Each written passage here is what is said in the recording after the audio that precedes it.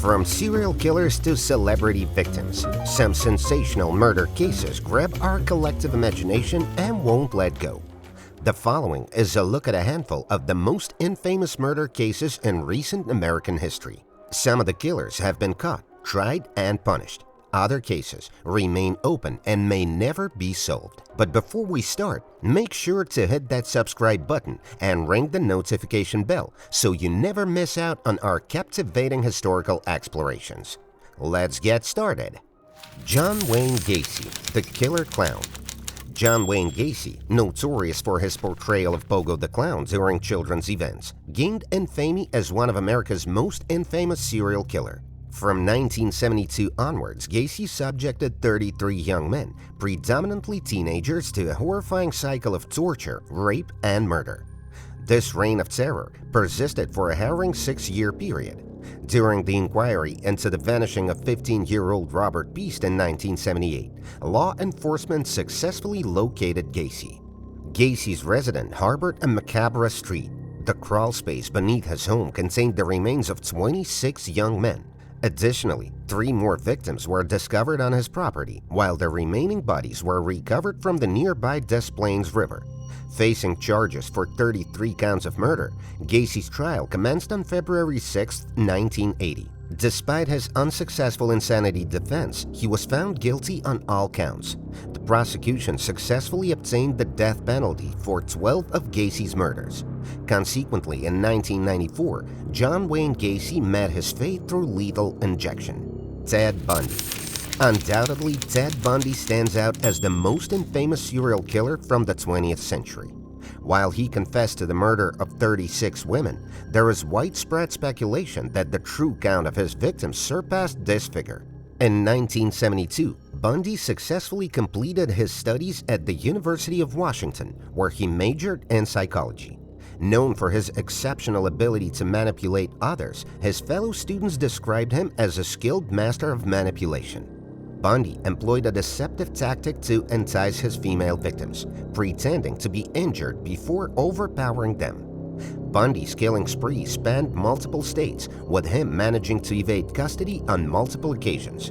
However, his reign of terror came to a halt in Florida when he was convicted of murder in 1979. Despite numerous attempts to appeal his sentence, Bundy ultimately met his demise in 1988 through execution and the electric chair. David Berkowitz, son of Sam.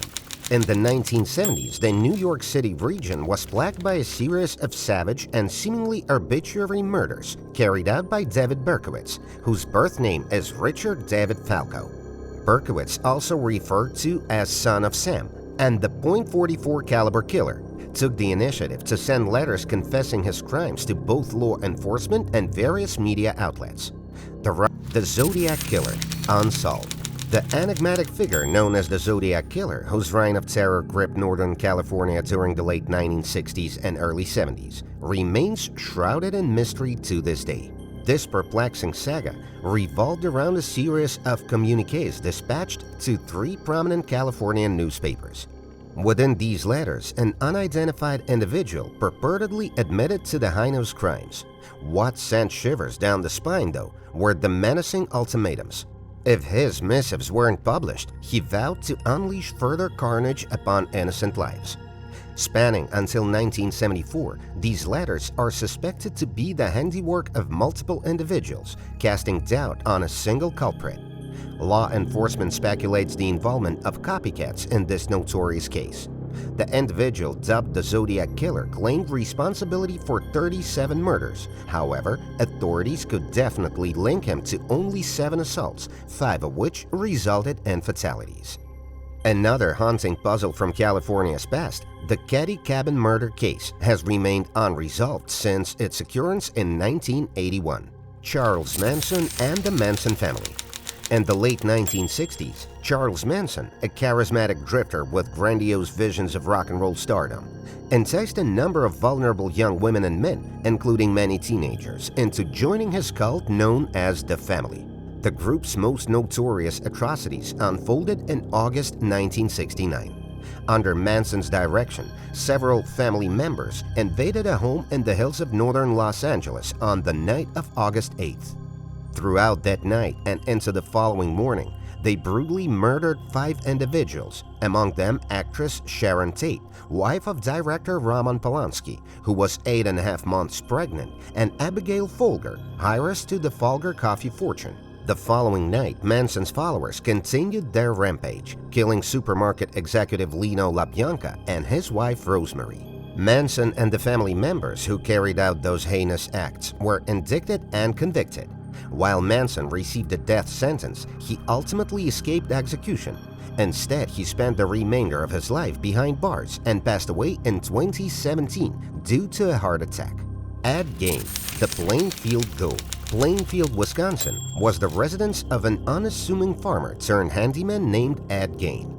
However, behind the facade of his rural farmhouse lay the chilling backdrop for a series of unimaginable crimes. Following the passing of his parents in the 1940s, Gein began to withdraw from society. He developed a morbid fascination with death, dismemberment, disturbing sexual fantasies, and even cannibalism. His descent into these macabre inclinations commenced with the desecration of corpses from local cemeteries. By 1954, he had escalated to the point of murdering elderly women. Upon investigation of the farm, authorities stumbled upon a literal chamber of horrors. The assortment of body parts uncovered revealed that 15 women had fallen prey to the Plainfield Goat. Gein was sentenced to life in a state mental facility without the possibility of parole. He succumbed to cancer in 1984. Dennis Lynn Rattler, the BTK Strangler. Between 1974 and 1991, the Wichita, Kansas region was terrorized by a series of murders attributed to the BTK Strangler, an infamous moniker derived from blind torture kill. The perpetrator remained at large until 2005. Following his apprehension, Dennis Lynn Rader admitted to the slayings of 10 individuals spanning 3 decades. Rader had brazenly taunted law enforcement by dispatching letters and parcels to local media outlets. His final communication in 2004 ultimately led to his capture. Despite his arrest occurring in 2005, Rader's last recorded homicide took place prior to 1994, before Kansas reinstated the death penalty. Rader pleaded guilty to all 10 counts of murder and received 10 consecutive life sentences in prison. The Hillside Strangler. Angelo Anthony Buono Jr. and Kenneth Bianchi. During the early 1970s, the reign of terror attributed to the Zodiac Killer had ceased in California. However, by the decade's end, the West Coast found itself once again haunted by a serial killer, or rather killers, known as the Hillside Strangler. Subsequent investigations revealed that instead of a solitary perpetrator, the ghastly crimes were committed by a pair, Angelo Anthony Buono Jr. and his cousin, Kenneth Bianchi. Commencing in 1977, their spree of violence began in Washington state and extended all the way to Los Angeles, claiming the lives of 10 young women who were subjected to rape, torture, and murder. Following their apprehension, Bianchi turned against Buono. In a bid to evade the death penalty, he confessed to the killings and sexual assaults. Buono was sentenced to life imprisonment and passed away behind bars in 2002.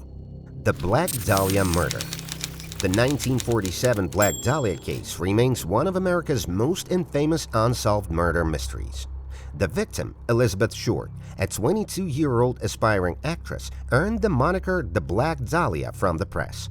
Her mutilated body, severed in half, was discovered by a mother out for a stroll with her child in Los Angeles.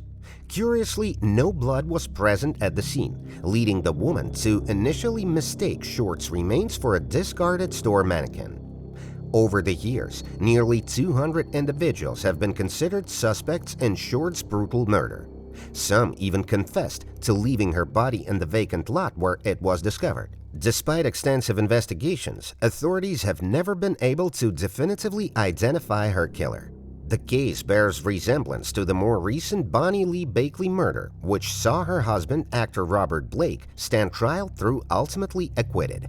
Rodney Alcala, the dating game killer.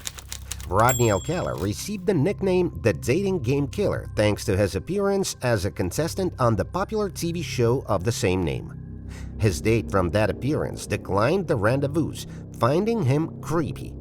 Turns out she had good intuition. Alcala's first known victim was an 8-year-old girl whom he attacked in 1968.